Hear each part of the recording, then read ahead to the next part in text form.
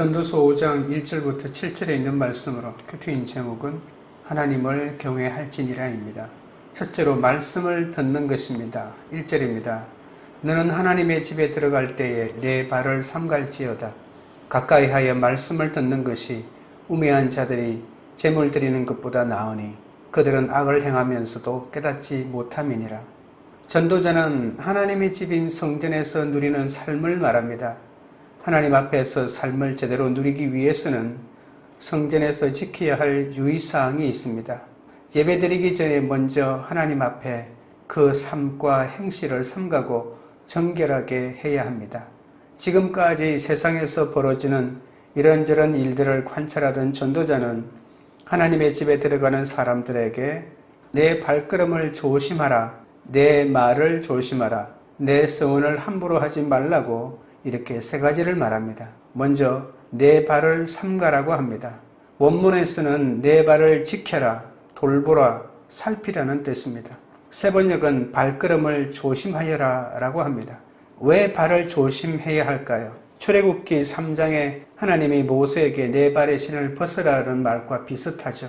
성전에 들어서는 자는 누구나 자기 발의 신을 벗는 경험이 있어야 하나님의 소리를 제대로 들을 수 있습니다.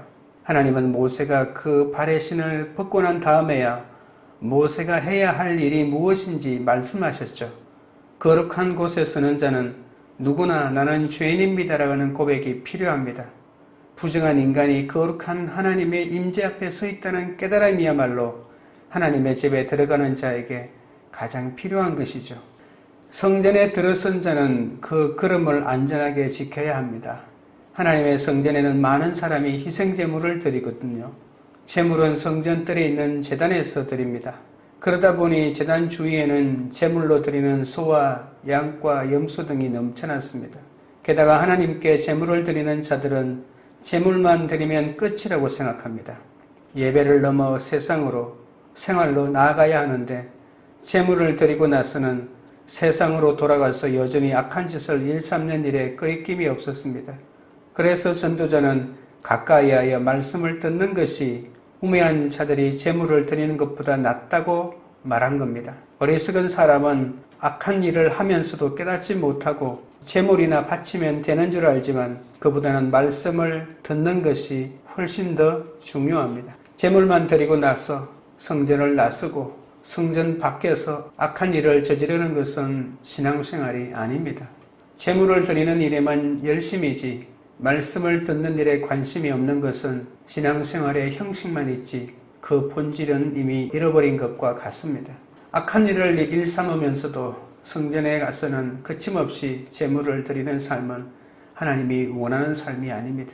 성전에서는 제물을 드리는 것보다 하나님의 말씀을 듣는 것이 더 낫다고 합니다. 신앙에 내용은 없고 신앙 습관만 남아있는 자들이 드리는 희생제물은 악한 것입니다. 하나님의 집에서는 하나님의 말씀을 듣는 것이 마땅합니다. 하나님의 말씀을 들음으로 하나님께 드림이 완성되는 것이죠. 하나님의 말씀이 바로 새겨질 때 우리의 드림은 하나님의 집을 채우는 향기가 될 것입니다. 하나님이 원하시는 것은 형식적인 제사보다 진실한 순종입니다. 말씀을 듣는다는 것은 그 말씀대로 살기를 결단하고 적용하는 것을 의미하죠. 아무리 예배를 잘 드리고 그 말씀을 잘 들어도 그렇게 살지 않는 것은 악을 행하면서도 깨닫지 못하는 것과 같습니다. 2절, 3절입니다. 너는 하나님 앞에서 함부로 입을 열지 말며 급한 마음으로 말을 내지 말라. 하나님은 하늘에 계시고 너는 땅에 있음이니라. 그런즉 마땅히 말을 적게 할 것이라. 걱정이 많으면 꿈이 생기고 말이 많으면 우매한 자의 소리가 나타나느니라. 전도자는 하나님의 집에 들어서는 자에게 이제는 입을 조심하라고 합니다. 이스라엘은 주전 587년에 나라가 망한 뒤부터 제단이 파괴되었기 때문에 하나님께 제물을 드릴 수 없었습니다. 그때부터 정결한 마음으로 드리는 기도가 제물을 대신하게 되었죠. 바벨론 포로에서 돌아와 제2성전을 건축한 후에도 기도드리는 전통은 사라지지 않았습니다. 그래서 이사야는 내 집은 만민이 기도하는 집이라고 말한 적도 있죠. 하나님께 마음의 제물을 드리려는 자들은 무엇보다도 그 입에서 나오는 말을 조심해야 합니다. 그러니 하나님 앞에서는 함부로 입을 열지 말아야 합니다. 마음을 조급하게 가져서도 안 됩니다. 성전에서는 함부로 떠들지 말라는 경고일 수도 있고 기도는 소음이나 잡음이 되어서는 안 되기 때문입니다. 성전에 들었으면 입에서 기도가 나와야지 그 입에서 나오는 말이 소음이 되어서는 안 됩니다. 하나님 앞에서 드리는 기도는 정죄되어 있어야 합니다. 급하고 힘들 때는 물론 단언할 수 있죠. 하나님은 과거 이스라엘이 부르짖을 때 그 소리에 귀 기울이시기도 하셨습니다. 하지만 전도자가 말하는 것은 하나님의 집에서 예식 중에 예배 중에 드리는 기도를 말하는 것이죠. 세상에서 살다가 하나님의 집에 들어선 자가 그 입술에서 나오는 말이 어떤 것이어야 하느냐 이 말입니다. 함부로 기도하지 말고 급하게 기도하지 말고 찬찬히 천천히 세밀하고 세심하게 기도해야 합니다. 말이 많아지면 우매한 자의 소리가 되는 것이죠. 그러니 기도는 신앙 고백이 되어야 합니다. 내 뜻을 이루어 달라고 우기기보다는 하나님의 뜻을 이루어 드리는 삶을 살게 해달라는 고백이 되어야 합니다. 사랑을 고백하는 언어는 기도처럼 정갈하게 정결하게 정성껏 건네는 말이 되어야 하지 않겠습니까? 그런 의미에서 기도는 시가 되어야 합니다. 원래 시라는 한자는 말씀은 변에 절사자로 이루어져 있습니다. 절사자는 거룩한 곳을 뜻하는 표현이죠. 거룩한 곳에서 하는 말이 바로 시라는 말입니다. 기도가 의식이나 주문이 아니듯 기도는 시가 아닙니다. 기도는 하나님과 나누는 소통입니다. 기도는 우리의 삶을 종교적이나 영적 차원으로 다듬는 도구입니다. 그러기에 기도는 제단 위에 올리는 제물처럼 정결하고 온전해야 합니다. 기도는 말로 드리는 제물이기 때문에 함부로 해서는 안 된다는 말입니다. 예수님도 기도할 때 중언 부언하지 말라고 하셨습니다. 이 말은 기도할 때 빈말을 되풀이하지 말라는 뜻이죠. 하나님은 하늘에 계시고 너는 땅 위에 있다는 이 말은 하나님은 초월적인 분이라는 뜻이기도 하지만 하나님은 하늘에 계시지만 사람은 땅 위에 있다는 것은 기도가 하나님과 사람이 나누는 소통 방식이라는 그런 뜻입니다. 땅 위에 사는 사람들이 하나님과 소통할 수 있는 길은 기도밖에 없죠. 기도만이 하늘에 계시는 하나님과 땅 위의 사람을 연결해 줍니다.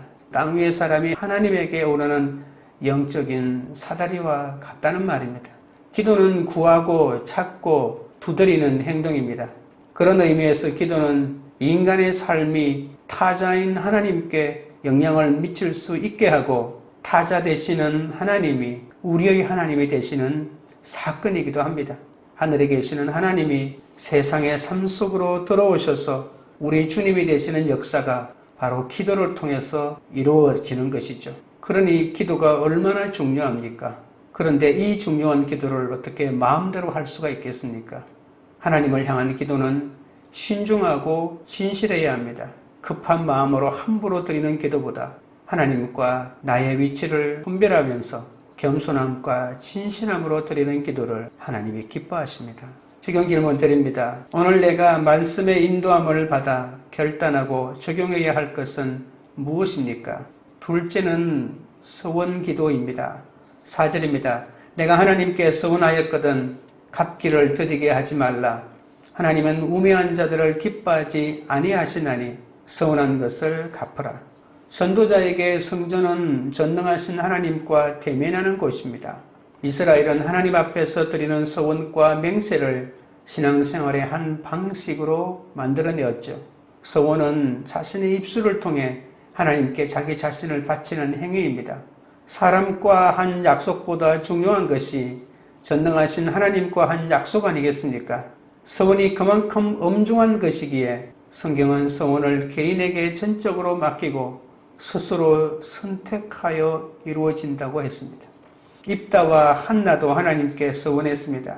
두 사람은 하나님이 자기 소원을 들어주시면 자식을 드리겠다고 서원하죠.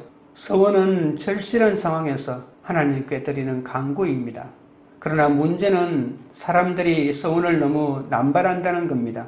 성전을 하나님의 집으로 말하면서도 성전에서 이루어지는 의식을 하나님과 주고받는 거래로 보려는 생각에 쇄기를 받고 있습니다.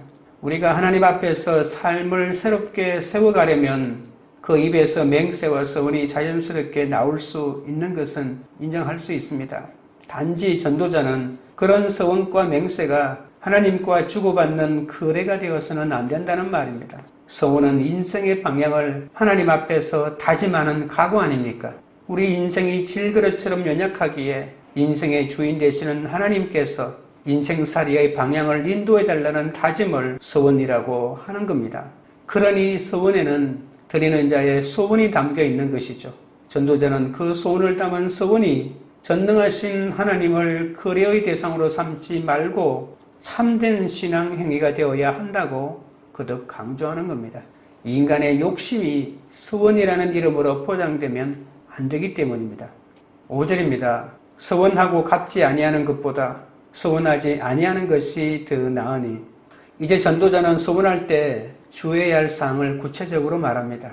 서원은 하나님께 드리는 약속이라고 했습니다. 그리고 하나님의 집에서는 누구나 서원할 수 있습니다. 그렇지만 사람의 욕심을 앞세워서 지킬 수도 없는 서원을, 하나님이 기뻐하시지도 않을 서원을 함부로 입 밖에 내서는 안 됩니다.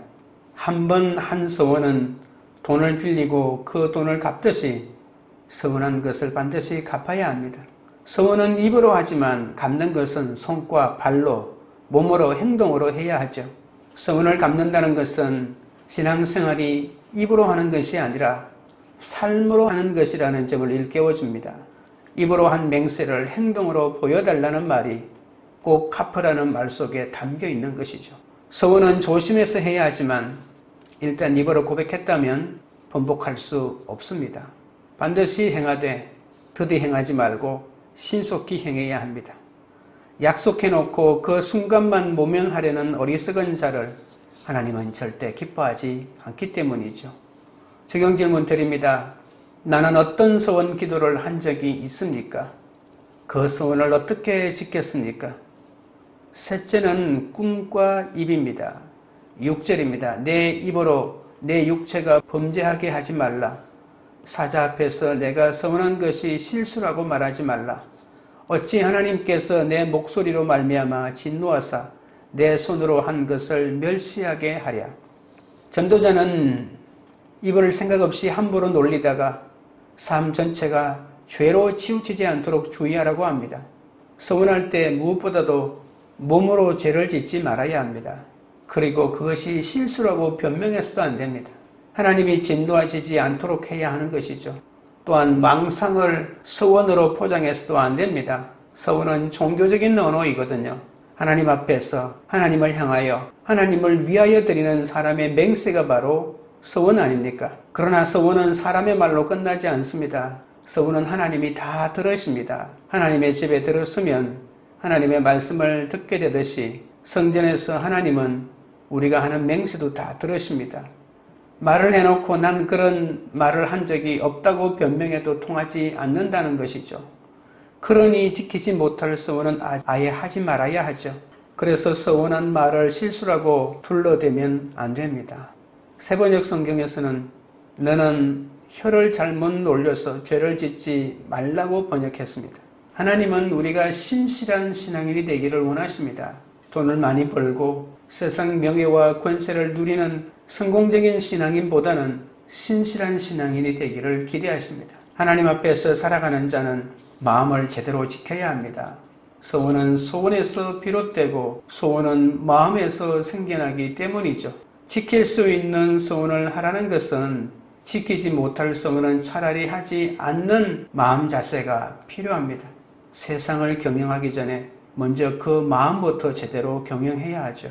7절입니다. 꿈이 많으면 헛된 일들이 많아지고 말이 많아도 그러하니 오직 너는 하나님을 경외할지니라. 꿈만 쫓아 저지른 일은 우리의 삶을 분주하게 하고 불안하게 만들어 말이 많아지게 합니다. 그러다 결국은 내 잘못이 아닌 인생을 탓하기만 하다가 허물과 죄악에 빠지게 되죠. 예수님도 마태복음 5장 34절부터 37절에서 도무지 맹세하지 말지니 하늘로도 하지 말라. 이는 하나님의 보좌임이요 땅으로도 하지 말라. 이는 하나님의 발등상임이요 오직 너희 말은 옳다 옳다 아니라 아니라 하라. 이에서 지나는 것은 악으로부터 나느니라. 이렇게 말씀하셨습니다. 주님은 우리에게 아예 하늘을 걸고 맹세하지 말라고 말씀하십니다. 물론 서원과 맹세는 다른 것이죠. 서원은 하나님께 하는 것이고 맹세는 사람에게 하는 것이죠. 그러나 서원이나 맹세가 서로 비슷한 것은 둘 다 마음에서 우러난다는 사실입니다. 맹세하지 말라는 예수님의 말씀도 세상을 살아가는 그리스도인의 마음 자세가 어떠해야 하는지를 가르쳐 줍니다.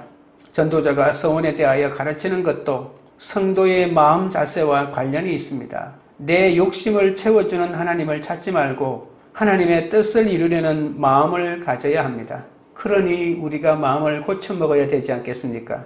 서원했다면 반드시 갚아야 한다는 말씀이나 갚지 못할 서원이라면 하지 말라는 가르침은 모두 하나님의 임재와 마주한 성도에게 있어야 할 마음의 변화를 보여줍니다.